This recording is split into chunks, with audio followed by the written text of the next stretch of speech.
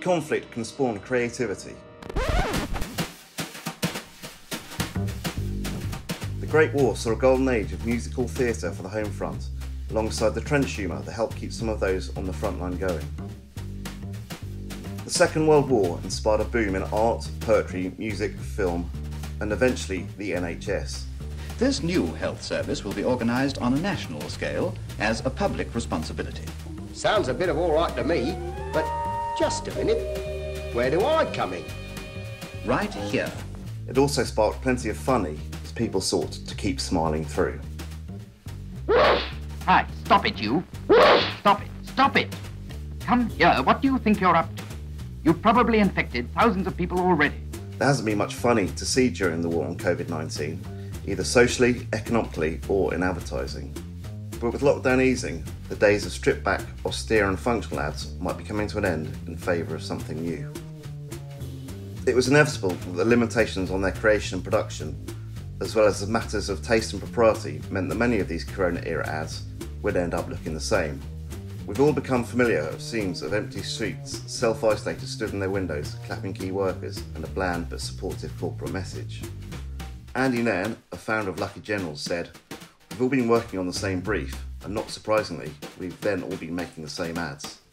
Research from Lucky Generals suggested that 85% believe that British people often use humour to get through a crisis. Nikki Bullard, chairwoman of MRM McCann, said, "There is absolutely nothing funny about COVID-19, but there is something funny about joggers who've never jogged before, or kids wanting a poo while you're on a conference call." Driving. Sorry, really embarrassed. Sorry. Hold on 1 second. Sorry. 2 biscuits? Yes, you can have 2 biscuits. There may rightly be a bit of a lid on it for now, but as soon as funny creatives see a crack in the curtains, they're going to pull them wide open and let the sunshine in. During the height of the crisis, ad colleges responded to the understandably prevailing sense of gloom among students by issuing briefs that focus on humour in order to generate a feeling of positivity, rather than the real briefs that are actually doing the rounds. Do I enjoy making topical ads, and why?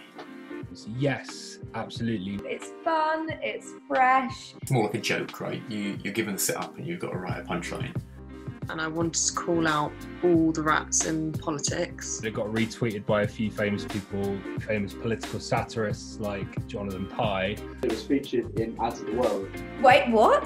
No way, I didn't know that. The weirdest reaction we ever got for a topical was for this one. Yeah, this guy thought we already worked for AMV, and we don't.